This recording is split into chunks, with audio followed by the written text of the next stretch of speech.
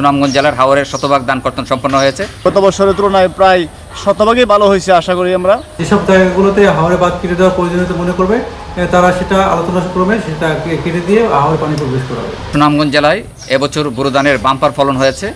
আমাদের গত 5ই মে সুনামগঞ্জ জেলার হাওরের শতভাগ ধান কর্তন সম্পন্ন হয়েছে এবং এবছর আমাদের যে লক্ষ্যমাত্রা ছিল 13,70,200 মেট্রিক টন ধান, আমরা আশা করছি আমাদের যে ফলন এর চেয়ে আমরা বেশি পাবো এবং কমপক্ষে আমরা 8 থেকে 10,000 মেট্রিক টন ধান বেশি পাবো, যার বাজার মূল্য প্রায় 30 কোটি টাকা। কৃষিতে আমরা ওখানে উন্নত 100% আমরা ধান কাটা শেষ। ধান কাটা যেহেতু শেষ, এই সুবাদে মাছের নতুন প্রজনন বংশ বিস্তার হইতে গেলে নতুন প্রাণীর প্রয়োজন। যত সম্ভব তাড়াতাড়ি যদি পানি আমাদের হাওরে যায় তাহলে মাছের প্রজনন বাড়বে, বংশ বিস্তার হবে এবং আমরা মাছ দিয়েও লাভবান হবো ধানের পাশাপাশি। Cinematic display, photography master, performance expert, NextG N9.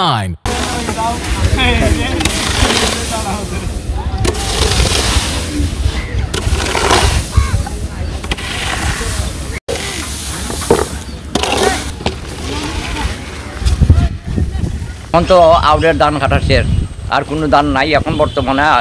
আর আউটের যে বেরিবান আছে না, এগুলো ভাঙিয়া না দিলে মাছ আউটে ঢুকতো না গিয়া বা মাছ পাওয়া যেত না। সুনামগঞ্জের যে হাওর আছে, হাওরের যে বাঁধগুলা দেওয়া হয়েছে, বাঁধগুলা না কাটে দিলে এই মাছ গিয়ে ঢুকতো না, আর কাটা পরিষ্কার হয়ে গেছে শেষ কাটা।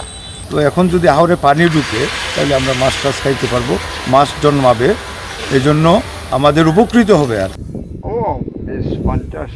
আমরা সময় মতো সেচ পাওয়ার কারণে এবং প্রযুক্তির কারণে আমরা এবছর গত বছরের তুলনায় প্রায় শতভাগই ভালো হয়েছে আশা করি আমরা।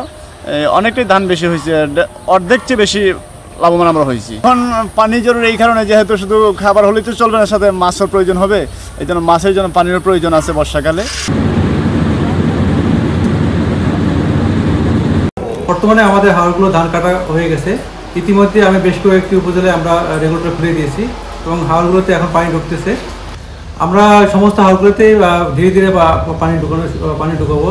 ইতিমধ্যে আমাদের যে জেলা দুর্যোগ ব্যবস্থাপনা মিটিং হয়েছে, সেখানে উপজেলা যে কমিটি আছে তাদেরকে দায়িত্ব দেওয়া হয়েছে যে স্থানীয় জনপ্রতিনিধির সাথে আলাপ করে তারা বিভিন্ন স্থানে রেগুলেটর খুলে দেবে। পাশাপাশি যেসব জায়গাগুলোতে হাওরে বাঁধ কেটে দেওয়ার প্রয়োজনীয়তা মনে করবে তারা সেটা আলোচনা ক্রমে সেটা কেটে দিয়ে হাওরে পানি প্রবেশ করাবে। ইতিমধ্যে আমাদের চন্দ্রসোনার খালে হাওরে পানি ঢুকিয়েছে এবং সুনামগঞ্জ হাওরে আজকে পানি রেগুলেটর ওপেন করে দিয়ে দেওয়া হবে এবং আগামীকালকে বেশ কিছু হাওরে পানি প্রবেশ করানো হবে। এর মধ্যে রয়েছে হালি হাওর, করচা হাওর এবং কালনা হাওর।